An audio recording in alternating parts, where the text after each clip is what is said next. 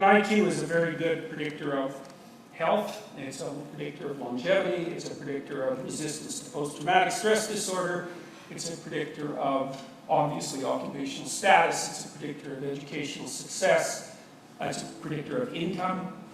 It's a very powerful predictor. And here's another way of conceptualizing its effect. So imagine that you could choose how you were going to be when you were born. This is in North America, because it's going to vary by society, at least to some degree. You get to be born into a family that's at the 95th percentile for wealth, or you get to be born at the 95th percentile for intelligence. Who's better off at the age of 40? And the answer is the person who picks being born with an IQ in the 95th percentile at birth. It's a more powerful predictor of long-term life outcome than familial wealth. So, and it shows up everywhere. Like, one of the things we did recently was look at disgust sensitivity. We're going to talk a little bit about that when we talk about conscientiousness, because orderly people seem to be more sensitive to disgust than disorderly people. That seems to be why they're orderly. But the higher you are in IQ, the less disgust sensitive you are. Now, we don't know exactly why that is. Maybe it's because, maybe you could make the inference that IQ is related in some way to the physiological integrity of the cortex, rather than the limbic system, which, is the source of, say, emotions and motivations. And the more powerful it is, the more inhibitory capacity it has over the more fundamental motivations and emotions. You could make that case. The problem is that intelligent people don't necessarily seem to be any less impulsive. So, and you can have a pretty vicious personality disorder that's characterized by extremely disorganized behavior and complete inability to put long-term plans into operation and still have a high IQ. So, one of the things we really can't figure out, it's just a hell of a thing to try to figure out, is like the relationship between IQ and industriousness is zero. And that just makes no sense to me, because most of the brain models are predicated on the idea that your ability to engage in long-term planning is a factor that's associated with intelligence. But then industrious people seem to not only engage in long-term planning, they seem to do it right, so that if they're more industrious, they put their plans into operation, then the plans actually work. But it's not correlated with IQ. So then I can't figure out, well, obviously the industrious person in some way is able to regulate their own behavior. They're not procrastinating, for example. And you'd think that the ability to not procrastinate would be a cognitive feature, but it doesn't seem to be. And we have no idea what makes people industrious, and we can't figure it out. So it's this incredibly potent predictor. It's just about as powerful as IQ. And we have no idea what it is.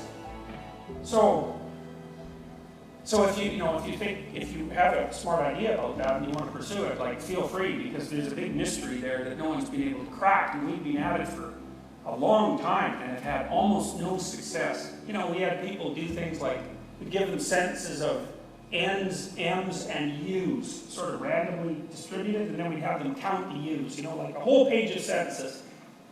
They're not sentences, they're just strings of letters. Count the U's. How useless, you'd think that someone industrious would do that better. It's like, they don't. That's an IQ test. And people who can count the U's faster have higher IQs. Almost everything that you would do where it has to do with manipulation of abstractions of any sort, even something that basic, seems to be fundamentally associated with IQ. People with higher IQs have slightly bigger heads if you control for body size. They have slightly bigger brains if you control for body size. The axons on their neurons are a bit thicker, so the electrical messages seem to travel a little bit more efficiently. They are slightly faster in simple reflex tests, so it goes right down to the level of, because they're simple reflex, light goes on, push a button. There's not many neurons mediating that response, chains of neurons. There's only a few neurons communicating so that you can do that. But even at that relatively simple processing level, IQ is associated with speed, so there's a physiological component. You're less likely to develop Alzheimer's disease if you have a high IQ. And maybe that's because your brain is just more robust, so you could sustain damage, say, of up to 50% of your brain, and you wouldn't even show it if you have a sufficiently high IQ. Whereas if you're on the bottom end of the IQ distribution, you seem to be much more susceptible to physiological damage. Nutrition is a big predictor of IQ variation.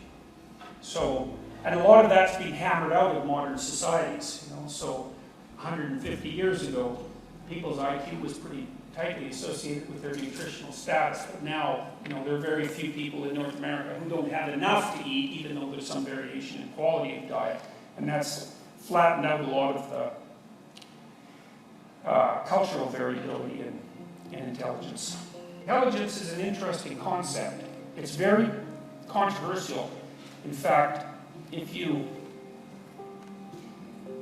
one of the things that continually happens over and over again in psychology is that psychologists discover all sorts of new kinds of intelligence. And, the biggest two proponents of that sort of thing, I suppose, were Bob Sternberg, who came up with this thing he called practical intelligence, and then Howard Gardner, who came up with the theory of multiple intelligences, which had a very large effect on educational psychology when the theory was first proposed. And that's not saying much, because generally speaking, it's very difficult to find a discipline that's more susceptible to fads than educational psychology. And as far as I can tell, generally speaking, each fad is worse than the previous one.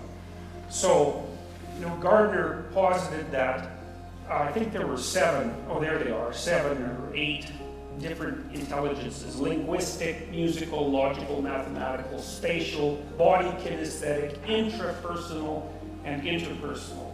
And people talk about emotional intelligence, and they talk about practical intelligence. And as far as I'm concerned, all of that's complete rubbish.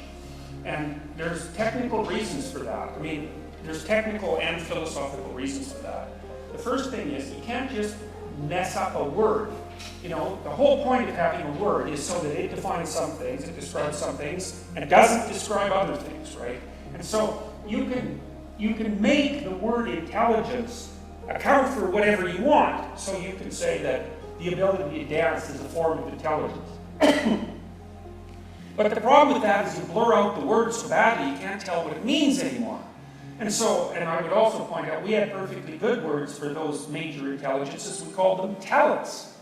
And so it's perfectly reasonable to make a distinction between a talent and intelligence. Now, you might say, well, how the hell do you know the difference? Like, if things look similar to some degree, then how do you know if they're the same or different? Well, that's exactly what you do when you do the construct validity process. So let's say you rated a number of people on their dancing ability, and then you rated a number of people on their ability to multiply two-digit numbers in their head quickly. Well, then, you see, technically, if both of those were intelligences, then the people who could dance better could multiply two-digit numbers faster in their head. And they would be slightly positive. Sorry. See, that's what happens when I don't have any Diet Coke. So anyways, if intelligence was the right word to subsume both of those, then what you'd see is there would be a high correlation. The people who were good dancers would also be the ones who could multiply most rapidly. And I mean multiply in their head. But you're not going to be able to extract out a single factor like that. It's just not the case that those things associate like that. So, for something to be one phenomena, the things that it obviously I've talked too much this semester. All the things that are subsumed under that definition have to be correlated, and highly correlated, because otherwise they're not the same thing. It's the definition of the same thing. Now, IQ is a very peculiar construct, a very unique construct from a psychological perspective, but also more generally from a social science perspective, because IQ has the most predictive validity of anything ever discovered in the social sciences, period.